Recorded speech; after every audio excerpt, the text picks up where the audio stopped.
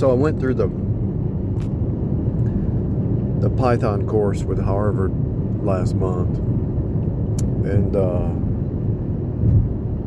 I always wanted to have a university type class on programming. I never took it when I was in school, but I did take just the basics of basic. But that was very interesting. And what I found out, which I already knew, but I found out at a deeper level,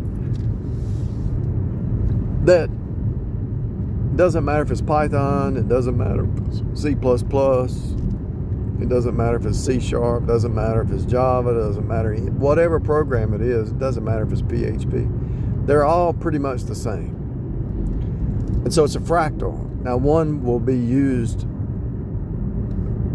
in different applications better than another one, but it's still the basic stuff. And so you see the fractal holographic truth even in programming. You see the fractal holographic truth in everything that you look at. It doesn't matter if it's a family, it doesn't matter if it's a church, it doesn't matter if it's a city, traffic, doesn't matter if it's signage, nations, states. I'll give you an example, like why do all the nations have a flag? Why do they have insignia? Why do they all have flags? Doesn't matter what language, even if it's a different language, it's still the basic syntax. It's still the basic concept. I'm going to the store is the same truth no matter what language it is. It's just a different language. And so if you step back and you look at the whole, you look at the parts first, you look at the whole, then you look at the parts, you start to see the whole is in the parts and the part is in the whole. And it's a fractal repeat holographic reality. And if it's a holographic reality, that means it's a projection. And if it's a projection, it's a simulation. And it's all a projection from the cross.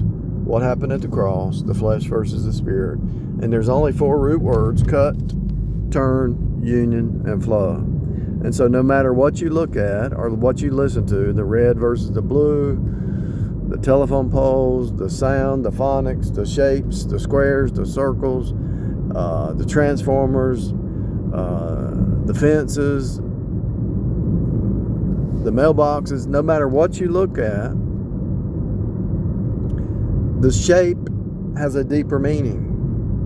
The symbol has a different meaning. The color has a different meaning. It's all a fractal, holographic projection of the story of the cross. And that story is playing out day after day after day, moment after moment after moment. And so you're either going to get depressed or you're going to go into worship.